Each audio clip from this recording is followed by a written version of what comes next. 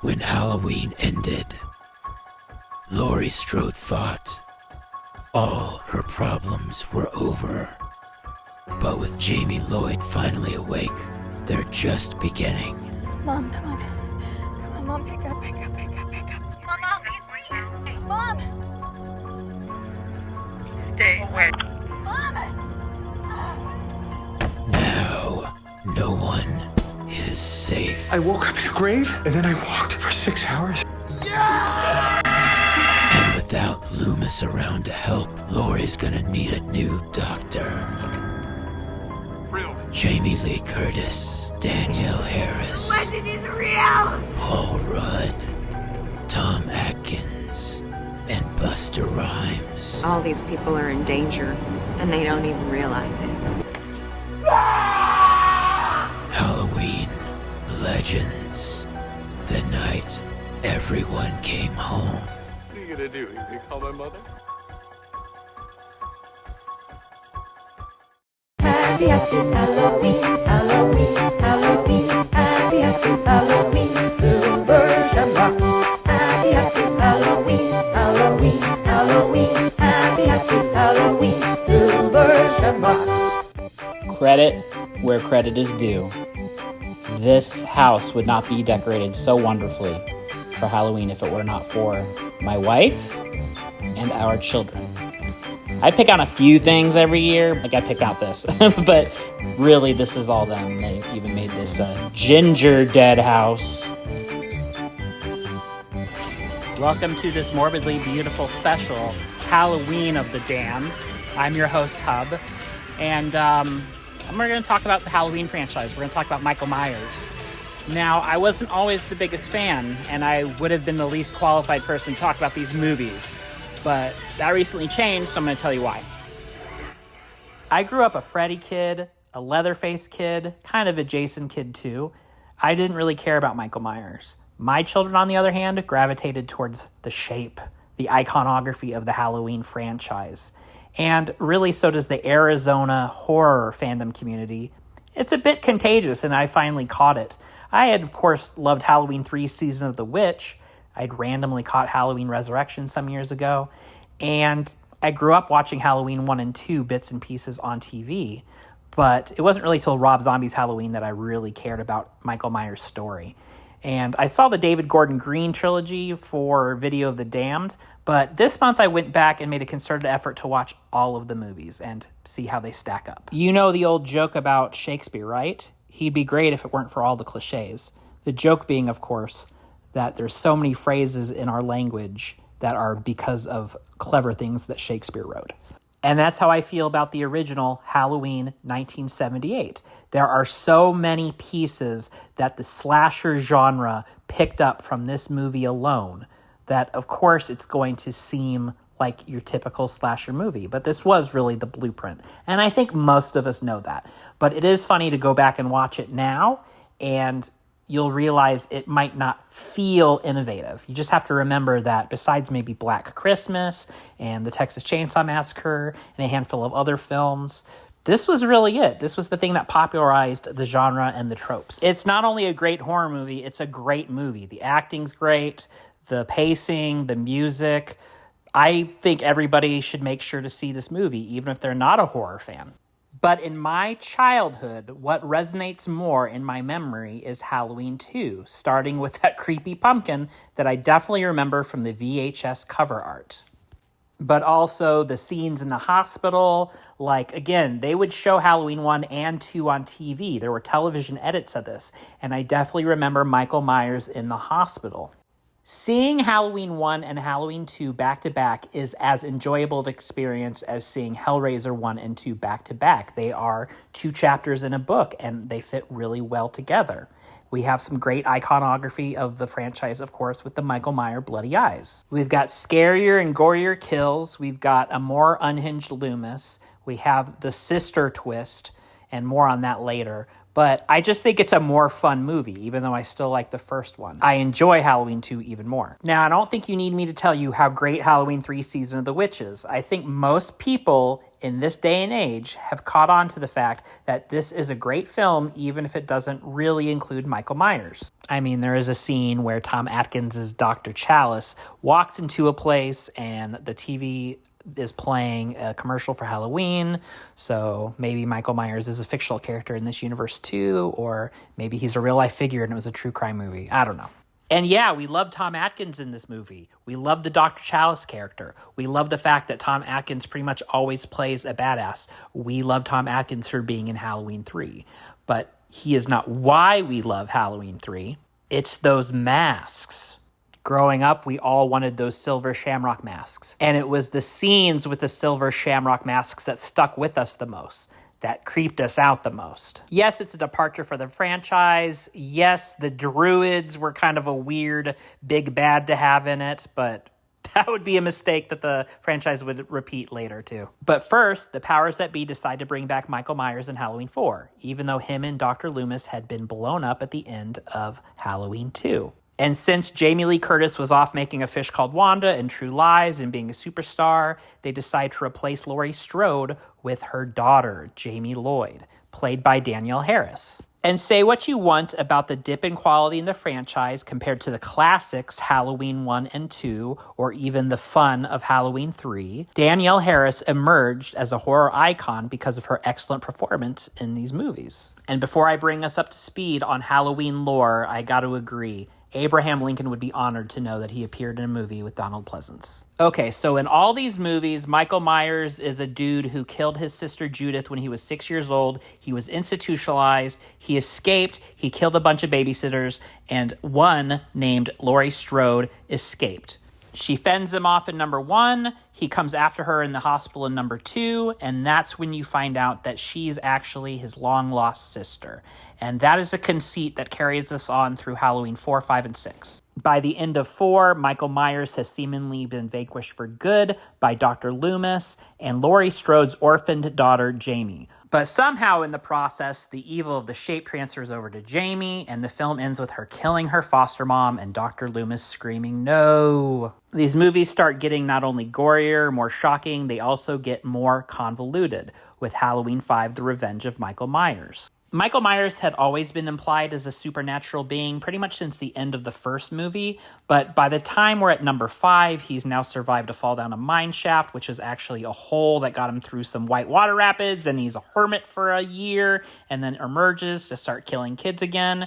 And by this time, we're really getting silly, like he's wearing other disguises and driving a car. Michael Myers driving a car has always been kind of a weird inside joke of the franchise. We also see a retcon of the end of 4. Now it's not that Jamie Lloyd turned evil and killed her foster mom. It's that she had a trauma response and she wounded her foster mom.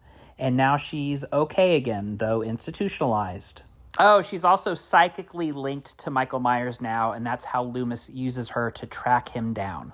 And after Michael causes a lot more carnage, including killing Rachel, Jamie's foster sister, who is actually one of the secondary heroes of number 4, he is once again stopped by Loomis, who in the process has a heart attack and dies. For real this time, right? Not like at the end of number 2, where he actually came back later. Michael is actually put in jail, but then he gets broken out by a mysterious man in black. And the movie ends with Jamie now being the one to say, "No." And this is the last we see of Danielle Harris in the franchise for some years. Okay, remember I said we were going to get back to druids? This is it, Halloween 6, The Curse of Michael Myers. There were a couple different attempts to script this, and there ended up being 2 cuts of the movie, the theatrical and something called the producer's cut. Here is what we could agree on. There's a new Jamie Lloyd because they didn't want to pay Danielle Harris to come back. She escapes with her baby from a cult led by the man in black from the last movie and either gets killed later by Michael Myers in a barn or in the hospital by the man in black, depending on the version you're watching. The baby is rescued by Tommy Doyle, who was the kid that Laurie Strode was babysitting when Michael Myers attacked in Halloween 1. And grown-up Tommy Doyle is played by Paul Rudd in his first movie role. He's going to get help from Dr. Loomis, who it turns out is not dead. And this is Donald Pleasence's last film role. Now, you'll remember Jamie's biological mother was Laurie Strode. Laurie Strode's father had a brother named John Strode, who sucks. John has a wife, played by the little girl from True Grit, all grown up. They have a son named Tim and a daughter named Kara. And Kara has a son named Danny. Don't worry about following along too much because Michael pretty much kills them all. The man in black turns out to be a colleague of Dr. Loomis's, Dr. Wynn, who we actually saw way back in Halloween 1. Wynn and his minions in the Cult of Thorn have been controlling Michael Myers since he was 6 years old. That's right, he wasn't being babysat by his sister Judith, he was being babysat by a girl down the street who is actually a member of the Cult of Thorn. And this is all part of a ritual where one kid gets possessed with evil and kills his whole family around the harvest so that everybody else's family is safe. And now they're going to transfer this to Danny Strode. At least in the producer's cut. The theatrical cut has most of that, but instead of the ritual to transfer it to Danny, everybody just gets kidnapped and taken to Smith's Grove, and Michael Myers goes crazy there instead of killing the cult in the cult room. Now, in either version, Michael is vanquished by Loomis and by Tommy Doyle and Kara Strode, and they get Danny Strode and Stephen Lloyd out of there. In the theatrical cut, Stephen is the result of experimentation on Jamie, and he doesn't have a real father. There's also other weird experimental embryos floating around. But in the producer's cut, Michael Myers is the father, which means somehow he procreated with his niece. Gross. And in both versions, the gang's like, come with us, Dr. Loomis. He's like, nope, I'm going to stay behind and take care of some business. And they're like, okay, bye. And Tommy and Kara and baby Stephen and Danny go off into the sunset. In the theatrical cut, Loomis walks back into Smith's Grove, but we hear him screaming. We don't really know why. Maybe he's getting killed by Michael Myers. Who knows? The end. R.I.P. Donald Pleasance. In the producer's cut, he goes back to check on the body of Michael Myers, but it turns out it's not Michael Myers. He had switched clothes with the man in black, Dr. Wynn. With his last breath, Dr. Wynn touches Dr. Loomis. A thorn rune appears on his wrist, and he starts screaming. It's the same screaming you hear on the soundtrack of the theatrical cut. And Michael Myers, dressed as the man in black, gets away. Okay, so you can see why it was just so confusing at this point that they decided to scrap that continuity, just eliminate the timeline of 4, 5, and 6, pretend Jamie Lloyd and the Man in Black and the Cult of Thorn never happened. We just pick up from the end of Halloween 2. It's 20 years after Halloween 1. Now, for the bad rap that the 4, 5, 6 Pocket Universe has for its lore, this H2O timeline has its own absurd trajectory, and it actually borrows from 4, 5, and 6 this idea of Laurie Strode having been killed by a car accident. Also, Loomis didn't die at the end of Halloween 2. Instead, he was taken care of until his death by Nurse Marion Chambers, the same nurse who had told him in Halloween 2 that Michael and Laurie are brother and sister. And you can see here Joseph Gordon-Levitt. Now, this production is post-Scream 1. That franchise had some success, and so you see hip young actors back in these movies.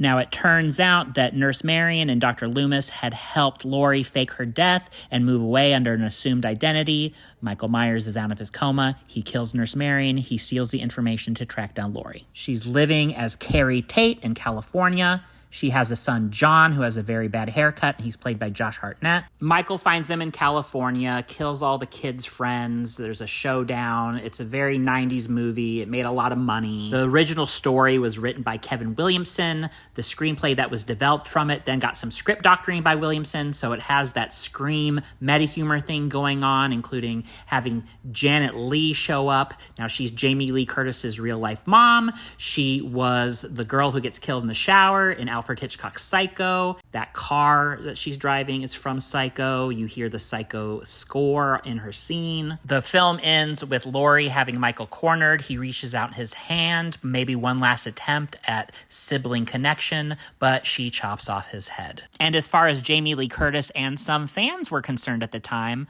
that was the perfect ending to the Halloween Laurie Strode Michael Myers story arc. But it made a buttload of money, so of course they made a sequel. Halloween Resurrection. It's retconned that wasn't Michael whose head got chopped off. It was a paramedic who Michael had switched clothes with. Kind of like the trick he had pulled off at the end of the producer's cut of Halloween 6. So, of course, Laurie feels tortured about it. She's institutionalized, and Michael Myers tracks her down and kills her within the first 5 minutes of Resurrection. This is something we've seen since way back in Friday the 13th Part 2. We've seen it in Maniac Cop 2, Nightmare on Elm Street Part 4. Like this thing where the protagonist from the previous film gets killed off in the first part of the sequel. It just felt very cheap here. But really, it's just an excuse to start a new branch of the timeline without any Strodes or Loomises or Tates or whatever. No, instead we get Busta Rhymes as a reality TV show producer and his assistant, Tyra Banks. They pick strangers to check out the old Myers house and find out what happens when people stop being polite and start getting real. One of the lucky cast members is Jen Danzig. Nope, not Glenn Danzig. Jen Danzig, played by Katie Sackhoff from Battlestar Galactica and The Mandalorian. Now, even though this was supposed to be a big reality show fake out with Busta Rhymes dressed as Michael Myers, the real Michael Myers shows up and starts killing people. They defeat him, he gets burned, he's dead, the end. Or is it? Setting aside the shapeless Halloween 3 Season of the Witch, we now have two competing continuities. The first, original timeline, also known as the Jamie Lloyd Cult of Thorn timeline, is 1, 2, 4, 5, 6. But then you have the Jamie Lee Curtis return H2O/Resurrection timeline, which can either just be 1, 2, H2O, or if you decide that Laurie didn't kill Michael, it's 1, 2, H2O Resurrection. The producers decided to hit the reset button and have Rob Zombie write and direct his own version of the Halloween universe, Halloween 1 and Halloween 2. Now, I've talked about these movies before on the Rob Zombie filmography video available on this network. I really enjoy them. To quickly recap, what sets this in a new timeline is that it takes place in the 70s. We get to see more of Michael as a kid. We find out his mom is a dancer. We find out he has a horrible stepdad. And Judith is just kind of a typical bratty teenager. Michael loves his little baby sister, Angel Myers. Other than that, there's not a whole lot of joy in his life. In this version, Michael's first kill is a school bully. It does not turn out well for that kid. It's really brutal, hard scene to watch. He does away with his stepdad, his sister's boyfriend who's over, and then finally Judith. We actually see the shape mask way earlier in Michael's life. It was a mask that Judith's boyfriend had brought over. This version of Dr. Loomis, played by the legendary Malcolm McDowell, really tries to help this kid even after Michael kills a nurse in Smith's Grove, the incident that drives Michael's mother to suicide. Years later, Loomis finally gives up and tells Michael he can't help him anymore. Loomis goes off to a successful career writing books about Michael. Flash forward to the late aughts, which back then was present day, and we have a new Laurie Strode, played by Scout Taylor Compton. And we have her friends. You remember how PJ Souls played Linda?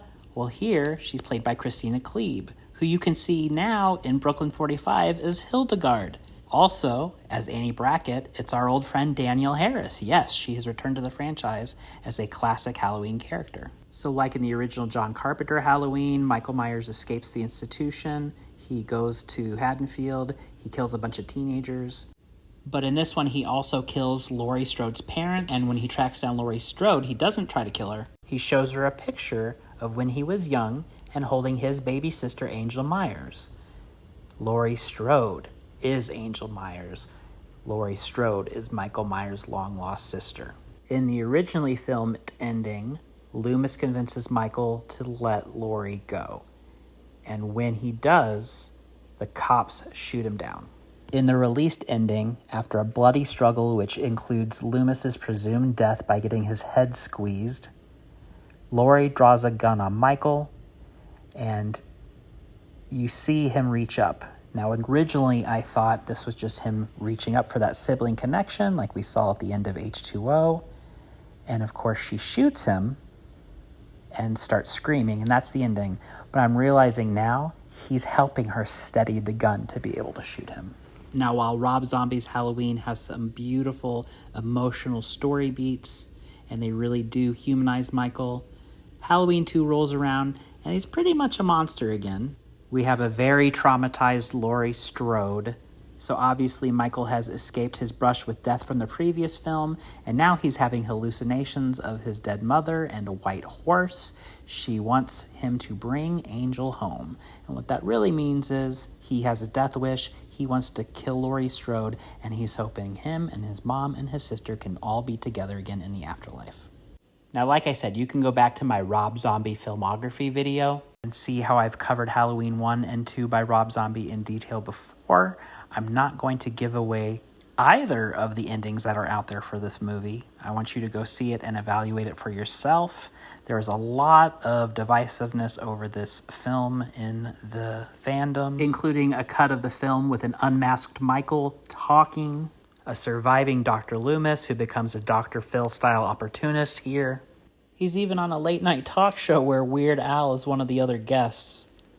Some scenes with Laurie and friends at a record store she works at. Some people find some of the exchanges, some of the dialogue here a little bit silly. Ultimately, I find Rob Zombie's Halloween 2 to be the most interesting and artful of all the Michael Myers films.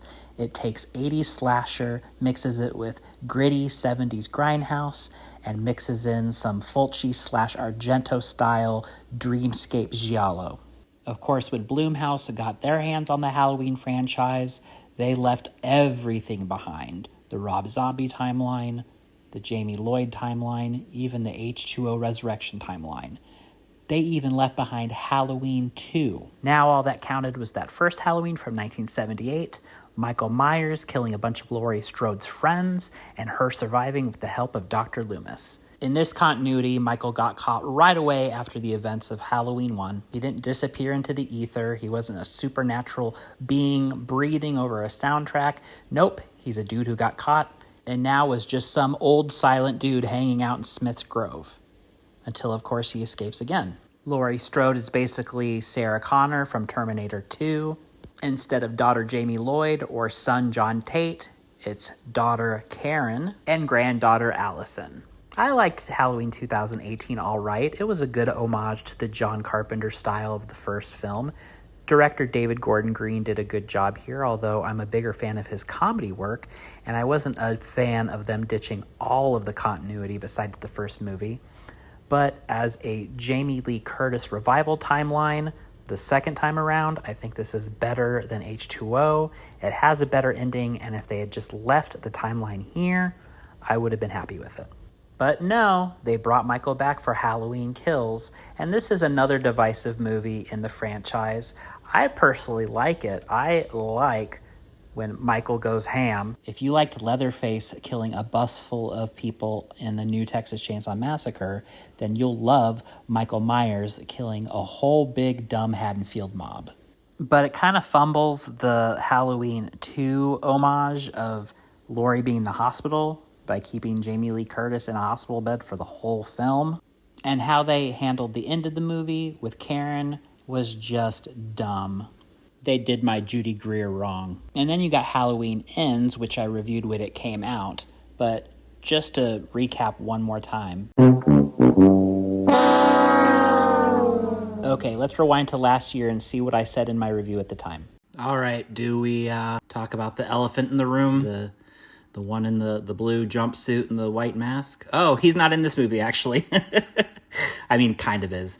Corey Ween, Halloween Ends. The only real spoiler, and you deserve to know, is that most of the movie revolves around this kid named Corey. And it's been a very divisive choice. I liked the fan servicey stuff as far as using the Halloween 3 font, having shots that resembled old shots from older movies. I really liked seeing Diana Prince pop up. They should have used more of her. I don't know, you've got this one contingent who says, it should have been all Laurie and Michael. We came to see Laurie and Michael. And there's other folks saying, you missed the point of what the movies are about, and it's okay that this was experimental or divergent or what have you. To me, isn't the whole series like a divergent mess? I mean, we had silver shamrock masks and whatever the Cult of Thorn was, fake outs about whether Michael was dead or not, or whether Laurie was dead or not, or whether they were brother or sister or not, like a whole thing in a house with cameras with Busta Rhymes. Like, this whole franchise is a mess. Who cares? I don't like it, not because it's betraying anything to the Halloween franchise. If anything, it's loyal to the Halloween franchise by being a mess. I liked the ending. I'm not going to spoil it. We'll just call it The Procession. That stuff was good. But I'm definitely one of the people who was hoping for something all about Laurie and Michael, and I'm not ashamed of that. I'll be patient, and I'm sure I'll get a reboot that I like better someday. Because as my son said after I told him as much about the movie and the ending as I could get away with, and the fact that this is the end of the franchise, his response, well, what about Halloween Ends Part 2? Hey, at the end of the day, haven't we all made mistakes? Haven't we all put on a mask to shield ourselves from society, to protect our vulnerable side? Don't we all deserve a chance to reinvent ourselves? Don't we all deserve a chance to conquer our family trauma and pursue the life where we can finally be comfortable with who we are? I've come to love the Shape and the Halloween franchise over the last few years because really, we're all Michael Myers. We don't fit in, we're misunderstood, but no matter how many times you knock us down, we pop right back up. Thanks for joining me in celebrating Halloween of the Damned.